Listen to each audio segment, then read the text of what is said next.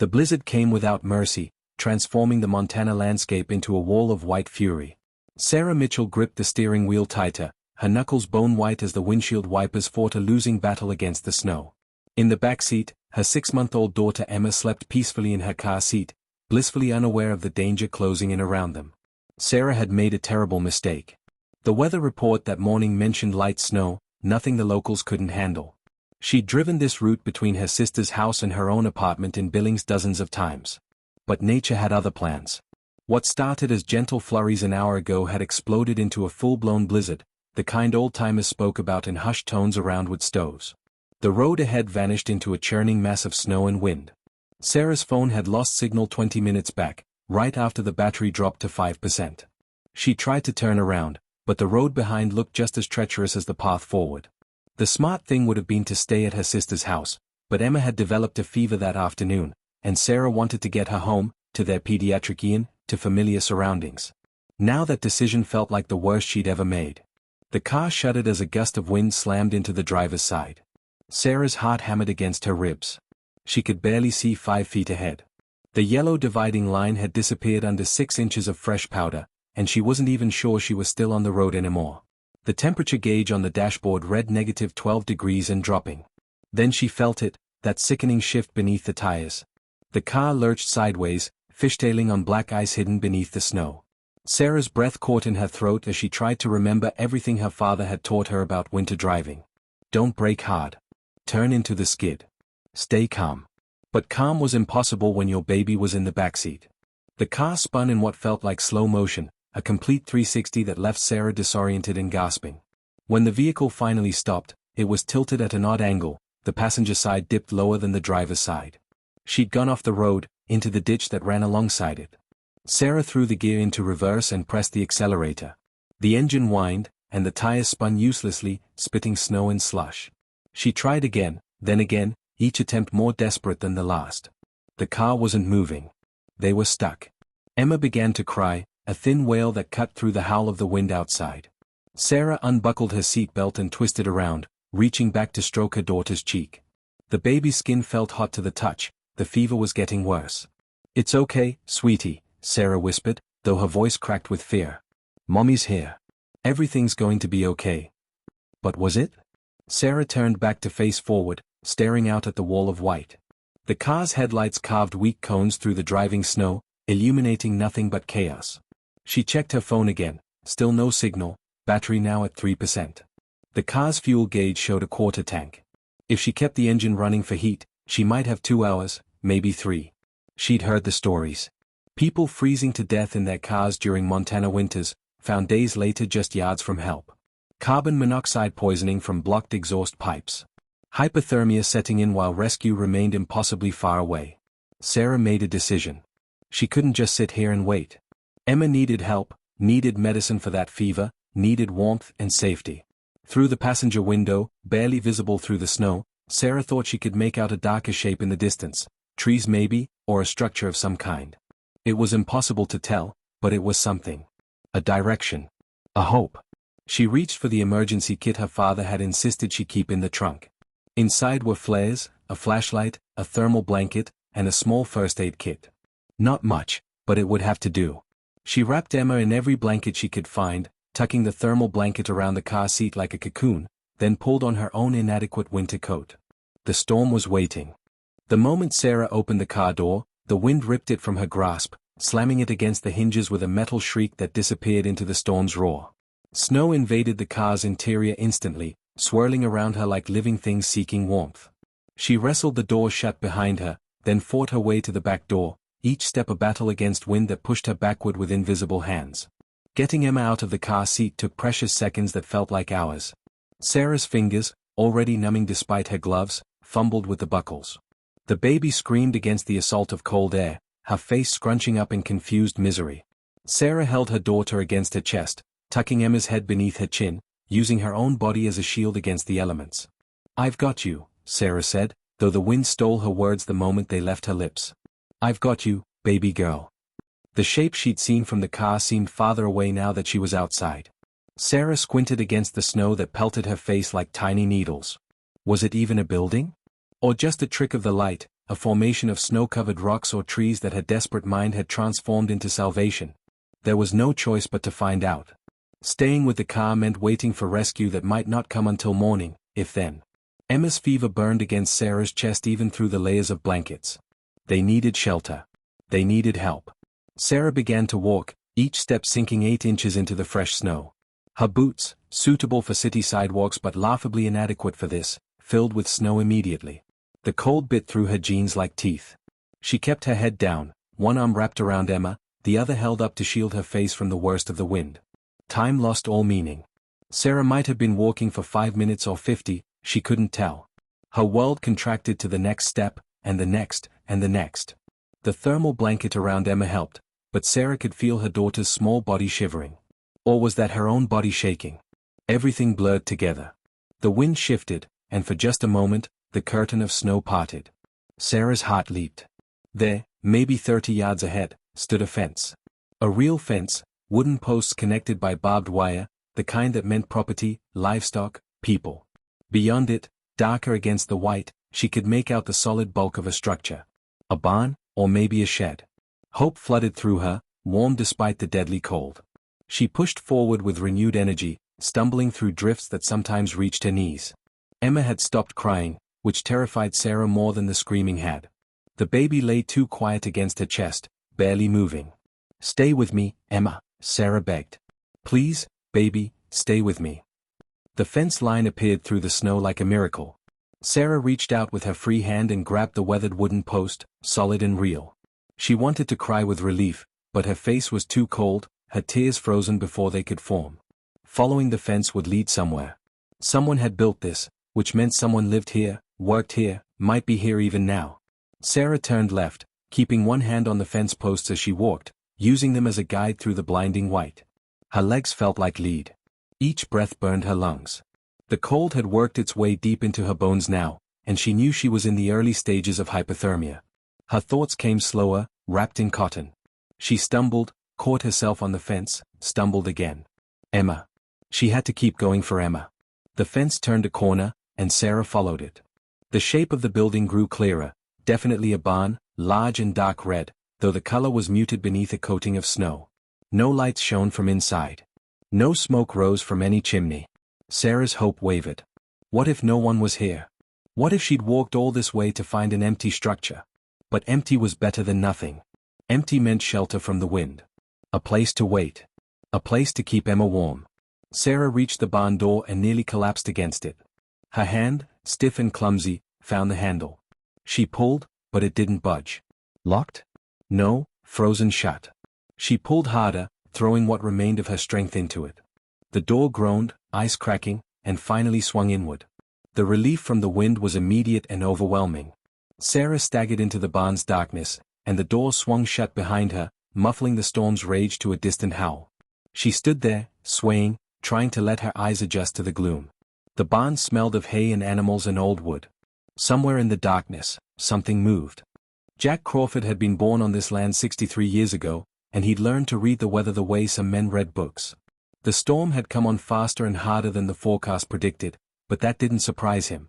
Weather services didn't understand these mountains the way a man who'd lived beneath them for 6 decades did. He'd moved his cattle to the lower pasture that morning, reinforced the barn doors, and made sure his generator had fuel. Now he stood in his kitchen, coffee mug in hand, staring out at the white chaos beyond his window. The wind howled like something alive and angry, rattling the farmhouse windows in their frames. His dog, a border collie named Scout, paced nervously by the back door. "Easy, boy," Jack said, but Scout ignored him, whining low in his throat. Something was wrong. Jack had learned to trust Scout's instincts over the years. The dog had warned him about the cougar in the north pasture last spring, had somehow known about the fence break in the east field before Jack found it himself. When Scout got anxious like this, there was usually a reason. Jack set down his coffee and pulled on his heavy coat, the one lined with sheep's wool that had belonged to his father before him. He tugged a knit cap over his gray hair and wrapped a scarf around his face. Scout bolted out the door the moment Jack opened it, immediately heading toward the barn. The walk from the house to the barn was only 50 yards, but it felt like a mile in this weather. Jack leaned into the wind, following Scout's dark shape through the snow. The dog reached the barn door and began barking, sharp and insistent. Jack's hand found the flashlight on his belt. Something about Scout's behavior made his pulse quicken. He pulled open the barn door, and Scout rushed inside. Jack followed, swinging the flashlight beam around the interior. The light found her immediately. A woman collapsed in the hay just inside the door, curled around something she clutched to her chest. She wasn't moving. Jesus, Jack breathed, rushing forward.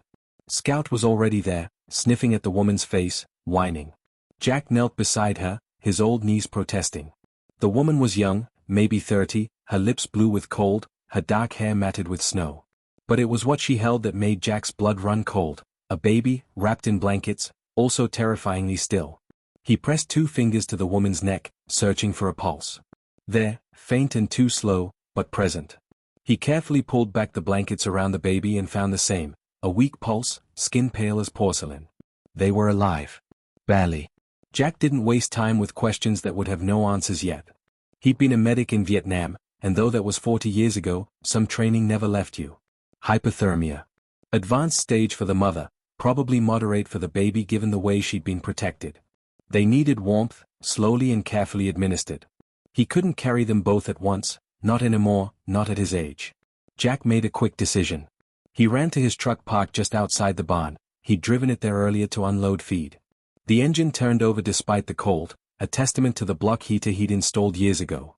He backed it right up to the barn door, leaving the engine running, heat blasting. First, the baby. Jack gently lifted the small bundle from the woman's arms. She didn't resist, couldn't resist. The baby was so light, so fragile.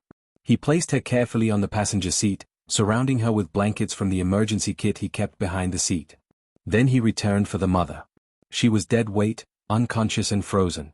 Jack slipped his arms under her shoulders and knees and lifted with a grunt that came from somewhere deep in his chest. His back screamed in protest, but he ignored it. He'd thrown bales of hay heavier than this woman. He could manage. He got her into the truck's backseat, positioning her as carefully as he could, covering her with more blankets. Scout jumped in last, settling on the floor near the woman's feet, as if standing guard. The drive from the barn to the house took less than a minute, but Jack's mind raced ahead to what needed to happen next. Get them inside. Warm them gradually, too fast would send them into shock. Check for frostbite. Get fluids into them if they regained consciousness. Call for help. His phone had service. The landline worked even when the cell towers didn't, but he knew what the dispatcher would tell him. No ambulance was getting out here in this storm. The roads were impassable. He was on his own until morning at the earliest. Jack had never married, never had children of his own. His life had been this ranch, his cattle, the land that had been in his family for 4 generations. But as he carried that young woman into his house, the baby's bundle tucked against his chest, he felt something shift in his heart, a fierce protectiveness that surprised him with its intensity. These strangers had come to his door in the worst storm Montana had seen in 15 years. They'd nearly died getting here. And now their lives rested in his weathered, calloused hands. He laid them on the floor near the fireplace, away from direct heat but in the warmth. The woman's eyes fluttered but didn't open. The baby made a small sound, barely more than a mew. Jack grabbed his phone and dialed 911, reporting the situation even though he knew help wouldn't come soon. Then he went to work doing what he could, the only thing he could. Keep them alive until morning. Sarah became aware of warmth first, then pain. Her fingers and toes burned as if someone had set them on fire. She tried to move and couldn't, her body refusing to obey the commands her brain sent. Voices drifted through the fog in her mind, a man's voice, deep and calm, speaking words she couldn't quite catch. Emma. The thought crashed through her confusion like a wave. Where was Emma? Sarah's eyes flew open. She was staring at a wooden ceiling, firelight dancing across the beams. She tried to sit up and managed only to lift her head a few inches before dizziness forced her back down. Easy now, the voice said, closer this time. Don't try to move yet. You're safe. A face appeared above her, an older man with gray hair and kind eyes, weathered skin that spoke of decades spent outdoors. He had a warm washcloth in his hand and was gently pressing it against her forehead. My baby, Sarah croaked, her voice barely recognizable. Where's my baby? Right here, the man said, shifting slightly so Sarah could see. On a pile of blankets beside her, Emma lay sleeping, her small chest rising and falling steadily. Her cheeks had color in them again, pink and healthy. The relief was so intense that Sarah began to cry, tears streaming down her temples into her hair. The man said nothing, just kept applying the warm compress, moving it to her cheeks, her neck, helping her frozen tissues slowly warm. "I'm Jack Crawford," he said quietly. "This is my ranch. My dog found you in the barn about 3 hours ago." 3 hours. Sarah's mind struggled to piece together what had happened. The car. The walk through the storm. The barn door. Then nothing. "Thank you," she whispered. "Thank you for saving us." Jack shook his head. "You saved yourselves. You got here. That took some courage, walking through that storm." "Or stupidity," Sarah said bitterly. "I shouldn't have been on the road at all." "Maybe," Jack agreed, "but beating yourself up about it won't change anything. What matters is you're both alive." Over the next hour, as feelings slowly returned to Sarah's extremities in waves of painful tingling, Jack told her what he'd done. How he'd warmed them gradually, using blankets and the ambient heat from the fireplace rather than direct heat that could cause shock. How he'd managed to get some warm water with sugar into Emma using a clean cloth dipped in the liquid, giving the baby something to suck on. How he'd called for emergency services, but the roads were completely impassable, nothing was moving until the plows could get through, probably not until late morning at the earliest. "Your daughter's fever broke about an hour ago," Jack said. "I think it was just a cold, nothing more serious. The doctor on the emergency line talked me through checking her over. She's going to be fine." Sarah closed her eyes, overwhelmed with gratitude and relief and residual fear. They could have died. Should have died, probably, if not for this stranger's barn, his dog, his knowledge and calm competence. "I need to call my sister," Sarah said. "She'll be worried sick." Jack handed her his phone. The conversation with her sister Maggie was tearful and brief. Sarah was alive, Emma was alive, they were warm and safe with a good Samaritan who'd taken them in. Maggie was crying so hard she could barely speak, but she made Sarah promise to call again in the morning. As night deepened and the storm continued its assault on the small farmhouse, Jack made soup. Sarah sat up slowly, wrapped in blankets, holding Emma against her chest. The baby nursed hungrily, making small satisfied sounds that filled Sarah's heart to bursting. Jack's house was simple but comfortable, worn furniture that had probably been here for decades, photographs on the walls of people and places from another era, a wood stove in the corner that radiated steady heat. Scout lay at Sarah's feet, having appointed himself her guardian. "Tell me about your ranch," Sarah said as Jack handed her a bowl of chicken soup. She needed to hear something normal, something that wasn't about life and death and winter storms. Jack settled into his chair with his own bowl, and his face softened. He told her about the 400 acres his great-grandfather had homesteaded in 1892. About the cattle operation he ran with help from a couple of part-time hands who lived in town. About the endless cycle of seasons that governed his life, carving in spring, haying in summer, preparing for winter and fall, and enduring in winter what could not be changed. "It's a hard life," he admitted, "but it's the only one I've ever wanted. Some people need cities, need excitement and variety. Me, I need this." He gestured toward the window, where the storm still raged. "Even when it's trying to kill me." Sarah found herself smiling. "It almost killed me tonight." "But it didn't," Jack said firmly. "You fought it and won. That's what matters." They talked long into the night, two strangers thrown together by circumstance, finding unexpected comfort in each other's company. Jack told her about losing his parents when he was in his 20s, about his time in the service, about the woman he'd almost married who decided ranch life wasn't for her. Sarah told him about her divorce 2 years ago, about Emma's father who'd left when she was pregnant, about the struggle of being a single mother working as a dental hygienist in Billings. About her sister who was her only family since their parents had passed. Around midnight, Emma finally fell into a deep, healthy sleep. Sarah laid her in the makeshift bed Jack had created from couch cushions and blankets, surrounded by pillows so she couldn't roll. "You should sleep too," Jack said. "The guest bedroom's upstairs, but I think you should stay down here tonight, near the fire and near her." Sarah nodded, too tired to argue. Jack brought down more blankets and a pillow, making her comfortable on the couch. "Jack," she said as he turned to head upstairs. He looked back. "Why do you live out here all alone? It seems lonely." He was quiet for a moment, considering. "Sometimes lonely," he agreed. "But sometimes peaceful. And tonight, at least, I'm glad I'm here. Glad I could help. What if Scout hadn't heard us? What if you hadn't come to check the barn?" Jack smiled, a sad, knowing expression. "But he did, and I did. You can't live your life on what ifs, especially not out here. You do what needs doing and trust the rest will work out." Sarah watched him climb the stairs, this unexpected savior in work boots and flannel. Through the window, the storm showed no signs of letting up, but inside the small farmhouse, there was warmth and safety in something else, hope, maybe, or grace, or simply the profound relief of survival. She closed her eyes and slept. Sarah woke to silence. After a full night of the storm's howling, the quiet was almost shocking. Pale light filtered through the windows, morning had come. She sat up quickly, her body stiff and sore, and immediately checked on Emma. The baby was awake, looking around with bright, curious eyes. No fever. No distress. Just a healthy 6-month-old ready for breakfast and a diaper change. Sarah scooped her up, tears of relief pricking her eyes again. "Good morning," Jack's voice came from the kitchen. He appeared carrying a mug of coffee, already dressed for the day in clean work clothes. "Storm's past. Clothes should be through by noon." Sarah accepted the coffee gratefully. Through the window, she could see the aftermath of the blizzard, a world transformed into something beautiful and terrible. Snow had drifted against the barn in waves 10 feet high. The fence line was barely visible. The sky was a brilliant, cloudless blue, as if apologizing for the night's violence.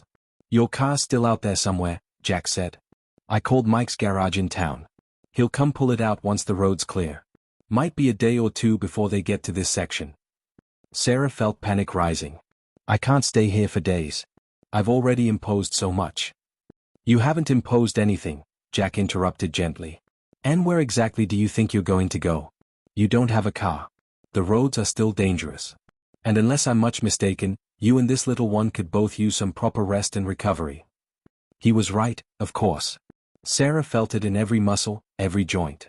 The experience had taken more from her than she'd realized.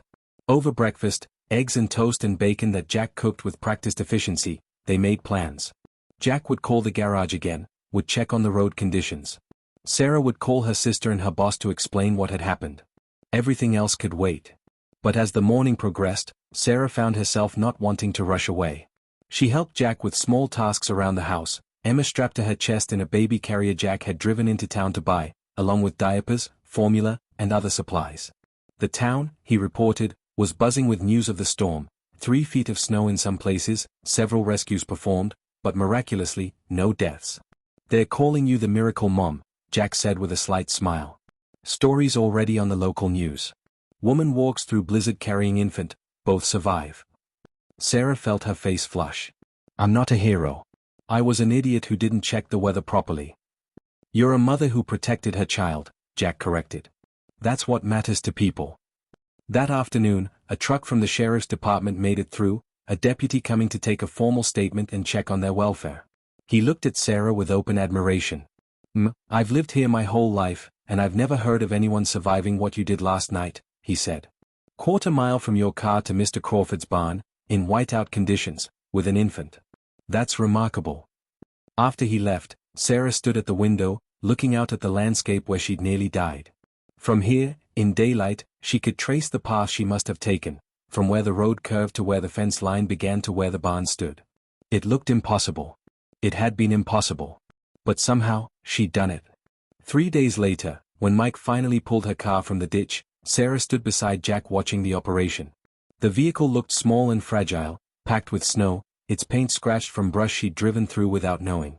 But it started, and Mike declared it drivable after a check. "Guess this is it," Sarah said quietly. Jack nodded, his hands shoved in his pockets. Scout sat at his feet, tail wagging slowly.